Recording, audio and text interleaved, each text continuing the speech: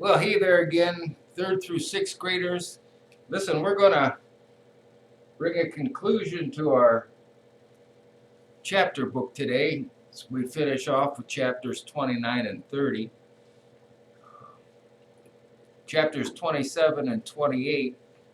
27, Sistine and Rob opened the cage and let the tiger out. And then in chapter 28, sadly, we discover that Rob's father shot and killed the tiger. So as we start chapter 29 here, we finally come to the conclusion of the tiger rising. Rob and his father worked with shovels to dig a hole that was deep enough and wide enough and dark enough to hold the tiger. And the whole time it rained. We got to say some words over him, said Willie Mae, when the hole was done and the tiger was in it. Can't cover up nothing without saying some words. I'll say the poem, said Sistine. She folded her hands in front of her and looked down at the ground. Tiger, tiger, burning bright in the forests of the night, she recited. Rob closed his eyes. What immortal hand or eye could frame thy fearful symmetry? Sistine continued. What distant deeps or skies burnt the fire of thine eyes? On what wings dare he aspire? To Rob, the words sounded like music, but better. His eyes filled up with tears again. He worried that now that he had started crying, he might never stop. That's all I remember, Sistine said after a minute. There's more to it, but I can't remember it all. You say something now, Rob, she said. I don't got nothing to say, said Rob, except for I loved him. Well, said Willie Mae, what I gotta say is, I ain't had a good experiences with animals in cages.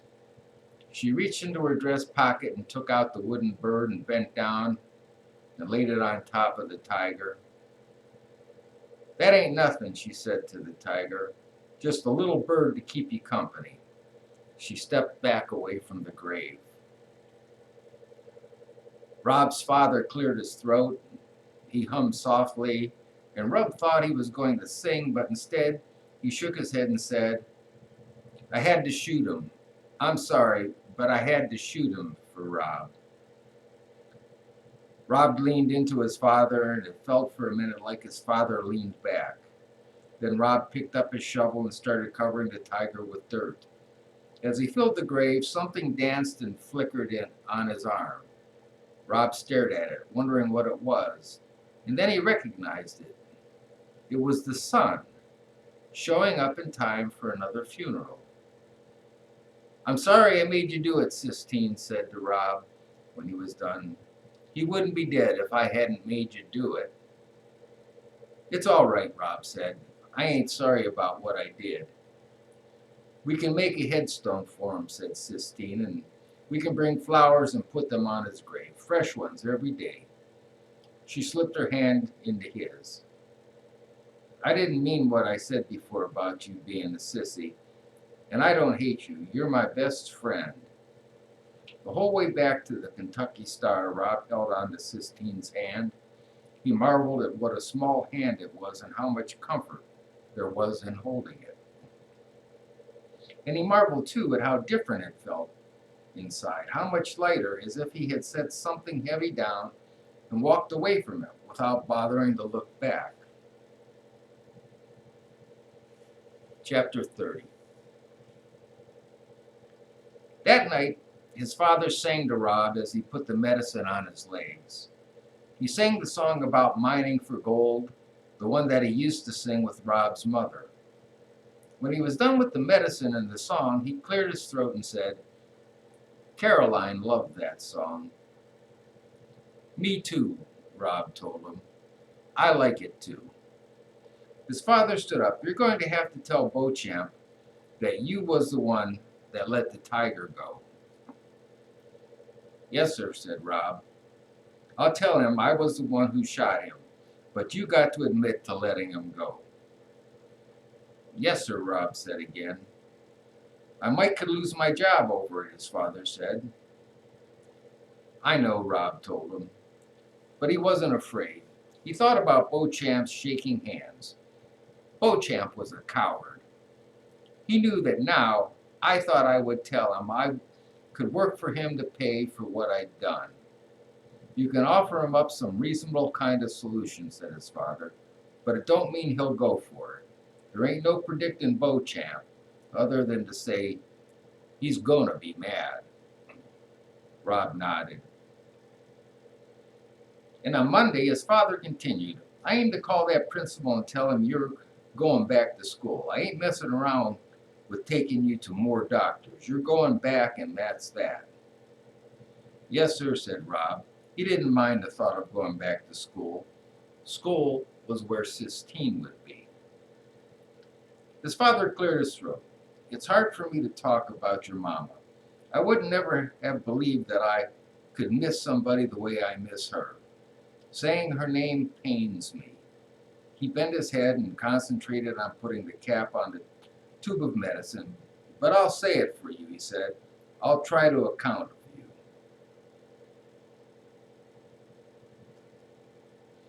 Rob looked at his father's hands. They were the hands that held the gun that shot the tiger. They were the hands that put the medicine on his legs. They were the hands that had held him when he cried. They were complicated hands, Rob thought. You want some macaroni and cheese for dinner? His father asked, looking back up at Rob. That sounds all right, said Rob. Macaroni and cheese sounds real good. That night, Rob dreamed he and Sistine were standing at the grave of the tiger. They were watching and waiting. He didn't know for what, but when he saw a flutter of green wings, he understood. It was the wooden bird, only he wasn't made of wood, he was real. And he flew up out of the tiger's grave, and they chased him, laughing and bumping into each other.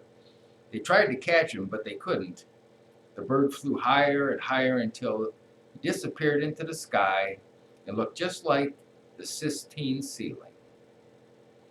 In his dream, Rob stood and stared up at the sky, admiring all the figures and the colors, watching as the bird disappeared into them. See, said Sistine in his dream, I told you it was like fireworks.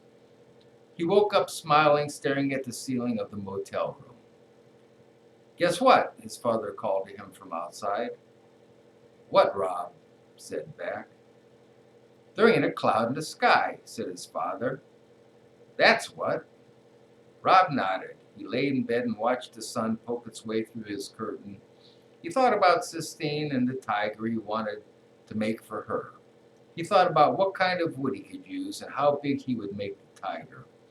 He thought about how happy Sistine would be when she saw it.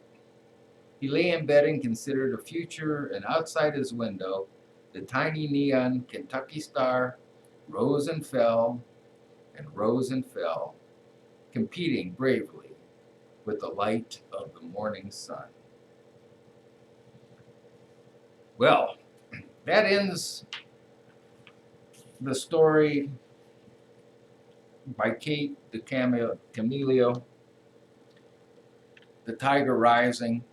And really it's a story about more about the relationship between people and how people carry their feelings and ways they deal with things that may be tragic or hurtful to them. But it also is a story about freedom and coming to grips with life and being successful and making new friends and being able to move on and move past. Anyhow, for all the teachers out there that have put together assignments for the students, I hope you enjoyed that book. We do have enough time left before the end of the school year to do a second book, and I'll take a look at the library and maybe we'll do another one of these chapter books for you, if for no other reason than give you an opportunity to sit back and listen to someone read you a story. You all take care of yourselves and stay safe.